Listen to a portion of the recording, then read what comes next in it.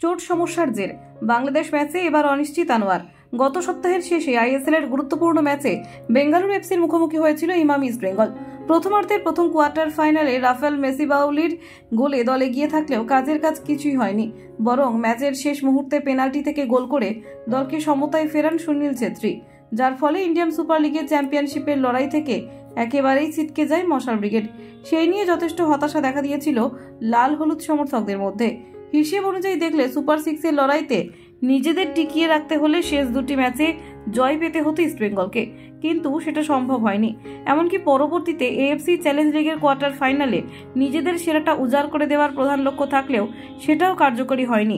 গত বুধবার নিজেদের ঘরের মাঠে তুর্কমেনিস্তানের শক্তিশালী ফুটবল ক্লাব আরকাদাগ এফএফ এর কাছে ধরাশয়ী হতে হয় মশাল ব্রিগেডকে।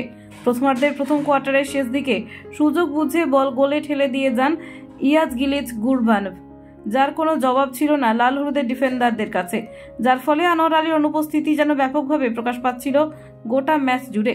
উল্লেখ্য, গত রবিবার বেঙ্গালুরু ম্যাচ খেলতে গিয়ে চোটের সমস্যায় পড়তে হয়েছিল দলের এই তারকা ডিফেন্ডারকে, যার ফলে প্রথমার্ধের 30 মিনিটের মাথায় তাকে উঠিয়ে নিয়ে জেকসন সিংকে মাঠে নামাতে বাধ্য হয় অস্কার ব্রুজন, যা নিঃসন্দেহে বড়সড় ধাক্কা ছিল সকলের কাছে।